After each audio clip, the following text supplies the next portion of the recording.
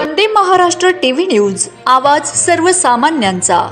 शिंदखेडा तालुक्यातील दोंडाईचा येथे प्रहार संघटनेमार्फत आमदारांच्या घरासमोर आंदोलन व रक्तदान शिबिर। आज छत्रपती संभाजी महाराज यांची जयंती निमित्ताने आणि प्रहार संघटनेच्या बच्चूभाऊ कडू यांच्या आदेशाप्रमाणे शेतकऱ्यांना कर्जमाफी व्हावी व दिव्यांगांना 6000 रुपये पेन्शन व्हावे आणि शेतकऱ्यांना MRGS प्रमाणे हमीभाव मिळावा यासाठी दोंडाईचा शहरात मंत्री महोदयांच्या निवासस्थानाकडे जाणाऱ्या रोडवर हे आंदोलन ठेवण्यात आले।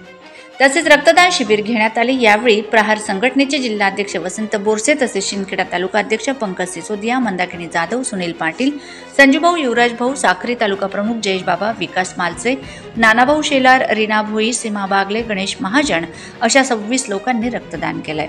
चला तर पाहूया त्यांचा खास report. Vande Maharashtra TV news प्रतिनिधी गायत्री धनगर, दोंडाईचा।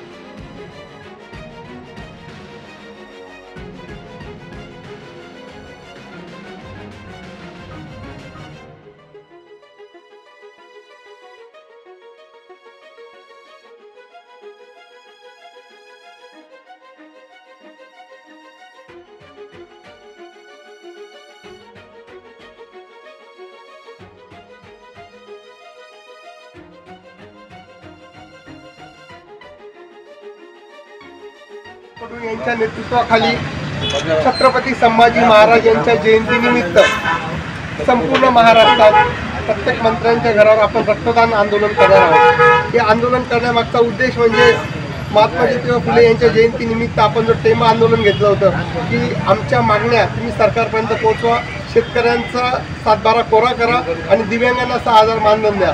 तर त्यावर आजपर्यंत सरकारने कुठलेही निर्णय घेतलेला नाही।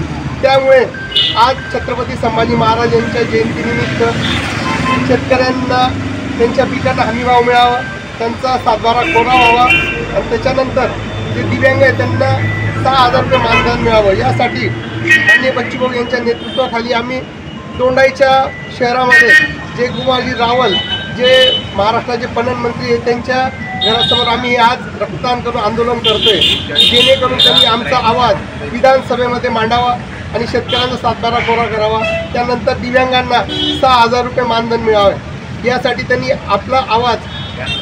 वंदे महाराष्ट्र टीव्ही न्यूज, आवाज सर्वसामान्यांचा।